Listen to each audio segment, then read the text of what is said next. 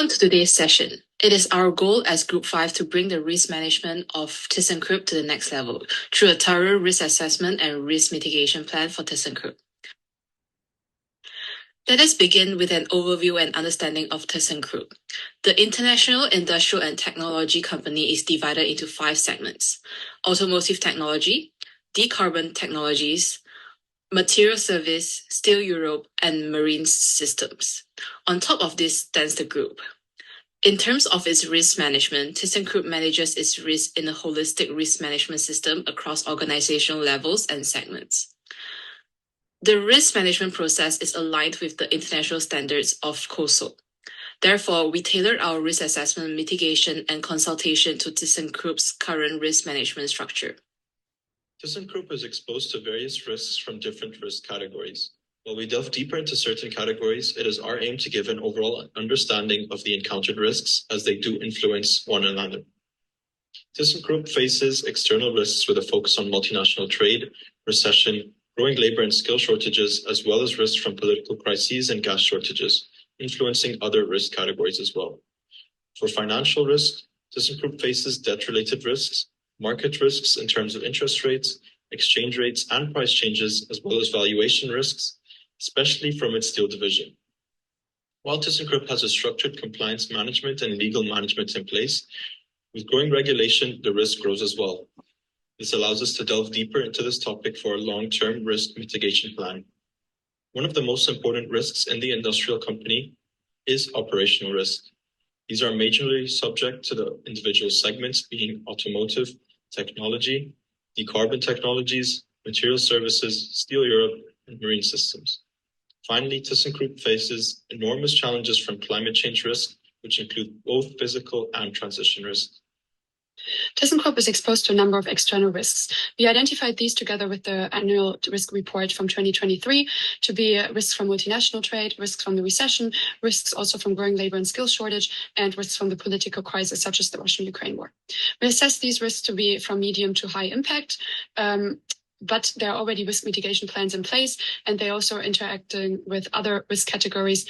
For example, most of these risks can be reduced through the reduction in the operational risk or the financial risks. For example, tariffs on automotive parts or trading risk on export markets can be reduced through a diversification of supplier base.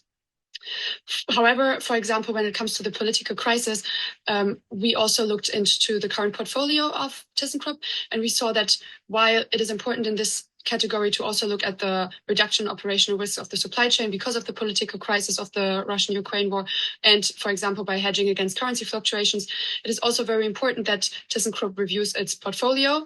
They initially planned the sale of ThyssenKrupp Marine Systems, for example, but this whole political crisis has led other countries to think about military investments and mobilization. And in this case, it would be important to carefully look at the forecasts in this field, and maybe it would not be the right decision to sell the ThyssenKrupp Marine Systems segment just yet.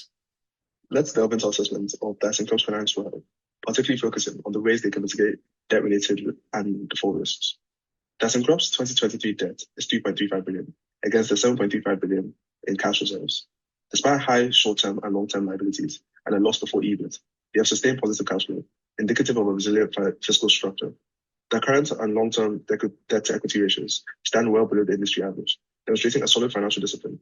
However, with a BB- rating from Fitch, there's a recognized vulnerability to default risk to external economic conditions. The Ullmann Z score for ThyssenKrupp is 2.64, placing them in a medium risk zone. It's a stable footing that nevertheless calls for proactive risk management. We suggest the following steps for ThyssenKrupp. Firstly, portfolio realignment. They should continue refining their transformation strategy, focusing on high growth markets, particularly the nuclear business, to create new financial leverage and cement a leadership position. Secondly, supply chain optimization. Implementing benchmarks for efficiency and customer satisfaction will bolster structural efficiency and enhance their risk profile. And lastly, ownership restructuring, especially within their steel segment, could reduce market volatility, exposure, and increase shareholder value.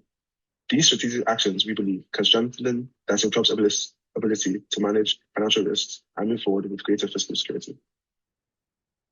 Furthermore, we identified another financial risk to be the market risk, and we divided this into 3 categories: risks from exchange rates, risk from interest rates, and risk from changes in prices, which are also closely linked to the operational risks. For example, as a global company, ThyssenKrupp is exposed to changes in the foreign exchange rates, for example, in its export business. It is also exposed to interest rates changes, for example, when the Fed raises the rates, which slow down future growth. And it is exposed to, for example, rising raw material prices in the automotive industry, which also slows down growth. We assessed these risks to be for the exchange rates and the interest rates be low to medium, and for the risk from changes in prices to be medium, because they do affect the bottom line heavily, which we also will see on the next section with regard to potential impairment losses. ThyssenKrupp already has measures in place, and we advise that these measures currently taken should also be continued in the future. Furthermore, ThyssenKrupp faces a valuation risk from impairment loss. ThyssenKrupp booked 200 million euros in impairment losses due to high raw materials and energy costs, cheaper Asian rivals, and weak demand from the automotive sector. This indicates significant financial strain and operational challenges. Doing a closer assessment of these, the impairments led to a net loss of 340 million euros for the first quarter, contrasting with an expected profit of 33 million euros. The impairment losses are a critical risk for ThyssenKrupp, highlighting the company's vulnerability to external economic pressures and internal inefficiencies. The direct financial impact is evident in the net loss and the downward revision of profit forecasts. Moreover, the market's reaction with a drop in share price underscores the urgency for the company to address these challenges. We are therefore evaluating this as high risk. Due to its international exposure and since it's a global company, ThyssenKrupp is also faced with regulatory and compliance risks. We generally assess these risks as to be high because compliance risks should always be treated with a high severity, with a potential high impact, and need to be treated with a lot of carefulness. This not only includes the compliance risks that ThyssenKrupp is directly facing, but also of suppliers that then may have an impact when the product of ThyssenKrupp is already at the customer. Therefore, they already have compliance risk management in place, and we advise for the mitigation of further compliance risks to continue with these operations. However, for the long term, we also suggest the implementation of a holistic compliance management system. And this is because this will not only manage the compliance risks from direct operations, but also systemic or systematic risks in the entire organization when it comes to the reporting processes. Doing this, ThyssenKrupp can get the ISO certificate for the ISO 37301, which is especially important in the automotive industry, and it's the standard for a compliance management system. Furthermore, they could also implement an AI-driven software to track changes in the regulatory framework and implement risk hypothesis for qualitative risk assessment, which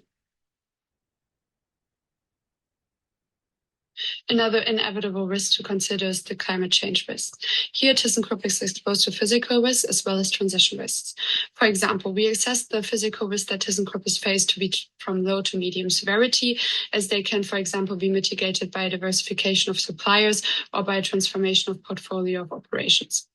For the transition risks, however, we assess these to be of high risks, because in this whole energy-intensive industry, a shift in consumer preferences and a transition to an energy system-dominated industry can be detrimental for ThyssenKrupp. It can be a threat to current business and profitability. It requires deep investment. It requires process optimization. And yes, this has a very high impact.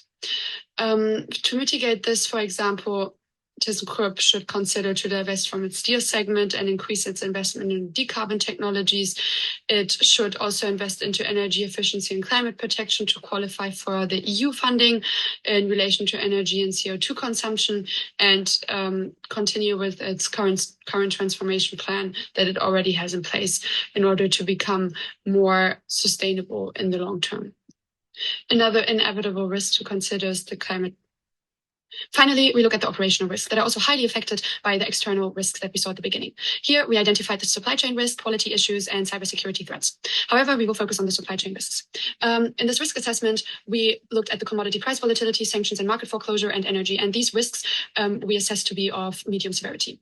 Risk mitigation in this case would be, for example, a multi-sourcing strategy, which we also set in the other risk categories, for example, to diversify the suppliers. Then artificial intelligence and digitalization, which ThyssenKrupp already uses. The continued usage of AI, for example, can optimize the analysis of historical data and make accurate predictions of future needs and deal with volatility in forecasts. Furthermore, in order to reduce the supply chain risk, we also consider to increase the usage of big data and increase the data transparency to streamline supply chain processes.